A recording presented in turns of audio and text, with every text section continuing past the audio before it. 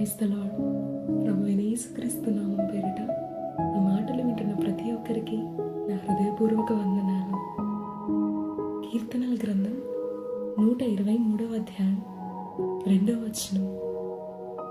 దాసుల కన్నులు తమ యజమానుని చేతి తట్టును, దాసి కన్నులు తన యజమానురాలి చేతి తట్టును చూచున్నట్లు మన దేవుడైన యెహోవా మనలను కరుణించు వరకు మన కన్నులు ఆయన తట్టు చూచుచున్నవి.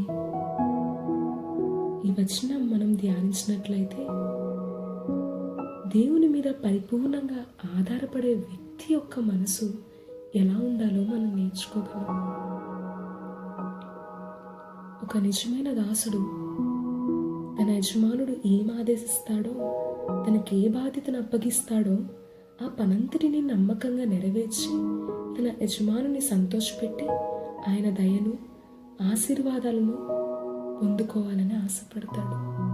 అదేవిధంగా కొన్ని క్లిష్ట పరిస్థితులను, వ్యతిరేకతలను తన యజమానుడు ఏ విధంగా ఎదుర్కొని పరిష్కరిస్తున్నాడో నేను కూడా నా యజమానుని వల్లే ఆలోచించి అచ్చు ఆయనలాగానే ఆయన దృష్టికోణంలోనే ప్రతి సమస్యను ఎదుర్కొని జయించాలి అనే యోచన కలిగి ఉంటాడు.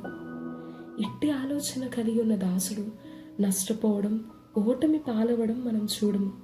ఈ లోక పరిస్థితులు, శ్రమలు, వేదనలు, ఆందోళనలు, వ్యాధి బాధలు కూడా ఆ వ్యక్తిని కదిల్చి కృంగదీసి ఓటమి పాలు చేయడం మనం చూడం. కానీ ఎప్పుడైతే దాసుడు తన యజమానుని మీద నుండి తన దృష్టి మరల్చుకొని తన సొంత శక్తి మీద ఆధారపడి అడుగులు వేయడం ప్రారంభిస్తాడో ఆ దాసుడు తీవ్ర నష్టానికి లోనవుతాడు.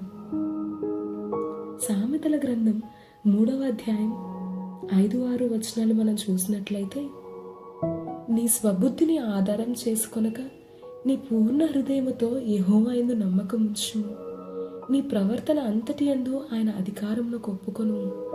అప్పుడు ఆయన నీ త్రోవలను సరళం చేయును అని దేవుని వాక్యం సెలవిస్తుంది.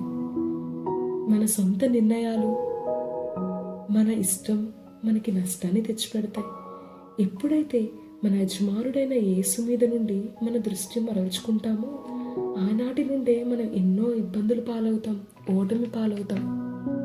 ఇప్పటికైనా మన స్వబుద్ధిని ఆధారం చేసుకుని మన దేవునికి అపకీర్తి తెచ్చేవారిగా కాక మన దృష్టి ఆయన మీదే నిలిపి మన పూర్ణ హృదయముతో ఆయన యందు నమ్మకం ఉంచి ఆయన మన కొరకు నిర్ణయించిన మార్గంలో పయనిద్దాం.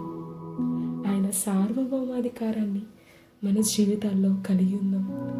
దేవుడు అట్టి కృపను మనకు అనుగ్రహించునుగాక. ఆమేన్.